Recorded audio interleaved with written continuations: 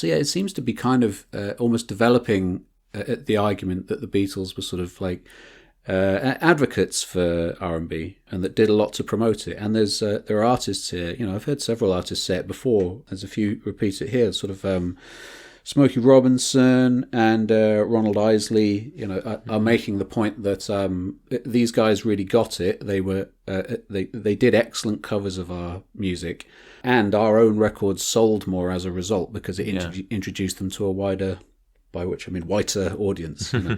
And so great, but I mean that is, it doesn't necessarily need to be a debate in the film about was this a good or a bad thing, but it does seem to be almost developing that as a theme or just a sort of a plot line, if you like. Yeah. And then it just sort of forgets it, But I'll go even further than that in saying my problem with that whole area in the film, and I think by way of an example of the point I'm trying to make about how the film seems to lack a certain flow, I made a note of this because I think this is a really good illustration of the kind of thing the film does throughout its whole running time. So we have part of the film where we have Little Richard talking about how he performs Tutti Frutti and how it was taken on by Pat Boone as a cover version. Obviously, it lacks the same oomph that Little Richard gives it. That leads into sort of candid camera interviews on the street with young black men in America, and how they don't necessarily feel like they are represented by the Beatles music in particular, which is a really interesting point to make. Yeah.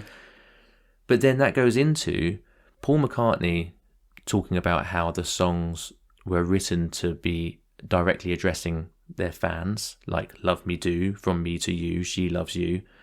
There's a section with the writer Janet Tompkins, who then talks about how she always felt like she was connected to the Beatles, which ties into what Paul was just saying. Then there's a section where from the anthology where George talks about how everyone in Liverpool felt like they were a comedian. Yeah. Then there's a section on Murray Kay. And then we have Smokey Robinson talking about how he felt when he saw the Beatles for the first time and how it affected him that they were bringing Motown roots into their music and what that did for him in his career. And I watched that, I was like, well, why wasn't this section, 4 sections ago when you were covering a similar kind of area? Yeah. In my mind, what a documentary would do is put all of a similar kind of topic of discussion together and then find a way out of that into the next one. Because it makes sense to me that you would discuss the influence of black music and rock and roll and on the Beatles, and then go in from that into what Paul is saying about how songs were written to address fans and then people feeling like they have a personal connection, and that is the way they were connecting to their audience. Yeah. So you've gone from influence to connection and finding an audience, and then from there you go on to the next thing. But it feels like it's doing that all the way through for me. It feels like it's, well, hang on a minute, like 20 minutes ago you were talking about a similar thing, but we've gone around the houses since then.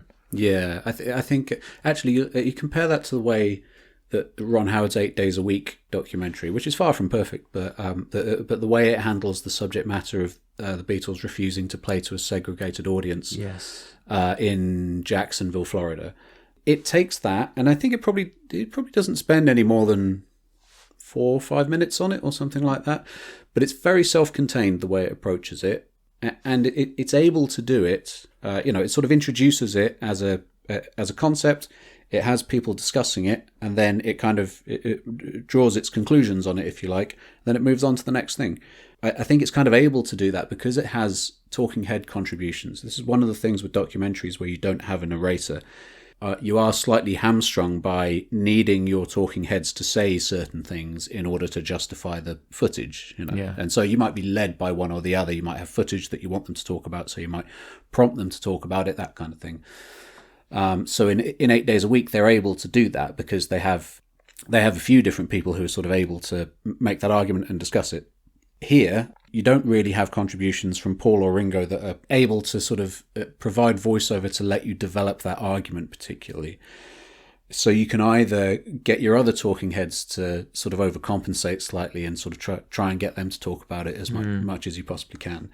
But I think probably what it comes down to is that the material they have is probably not quite there to allow them to do it. Yeah. And so it just ends up this kind of like slightly slipshod approach to it. Yeah, exactly. Whereas, as you say, it just feels a little bit like, oh, that's there, and then it kind of goes away, and then it kind of comes back a bit.